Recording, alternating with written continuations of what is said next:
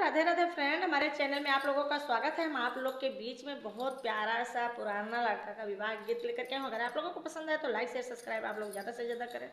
दुलार प्यार अपना हमें ज़्यादा से ज़्यादा दें। चलो देखी अवध पूरे धाम सिया के बारे कैसे मिले, चलो देखी अवध पूरे धाम सिया के बारे कैसे मिले,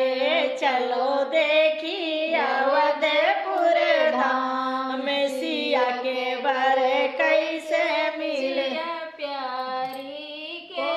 सिंदूरा सो है सिया प्यारी के सिंदूरा, सो है मोरा सो है भगवान सिया के बारे कैसे मिले, अरे मौरा सो है भगवान सिया के बारे कैसे मिले, चलो देखी अवधपुर धाम सिया के बारे कैसे मिले, चलो देखी अवधपुर धाम सिया के बारे कैसे मिले। प्यारी के दिया सो है सिया प्यारी के बेदिया सो है तिल के सो है भगवान सिया के बारे कैसे मिले,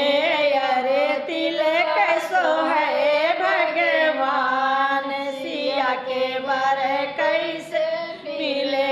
चलो देखी अवधपुर धाम सिया के बारे कैसे मिले, चलो देखी अवधपुर धाम सिया के बारे कैसे मिले। प्यारी के सुरमा सो है सिया प्यारी के सुरमा सो है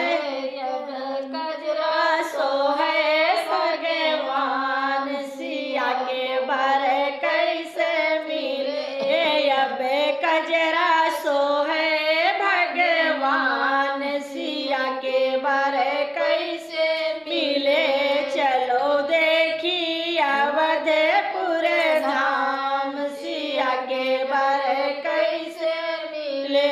चलो देखी अवधपुर धाम सिया के बारे कैसे मिले। प्यारी के चुनरी सो है सिया प्यारी के चुनरी सो है, अब पेटुका सो है भगवान सिया के बारे कैसे मिले,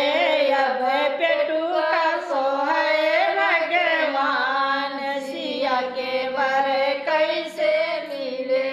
चलो देखी अवधपुर धाम सिया के बारे कैसे मिले, चलो देखी अवधपुर धाम सिया के बारे कैसे मिला। प्यारी के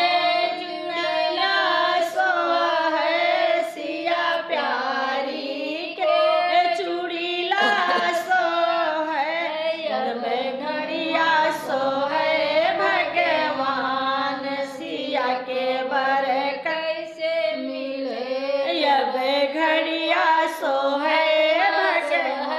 भगवान सिया के बारे कैसे मिले, चलो देखी अवधपुर धाम सिया के बारे कैसे मिले। सिया प्यारी के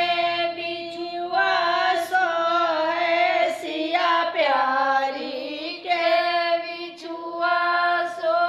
है, अब मेहदुल सो है भगवान सिया के बारे कैसे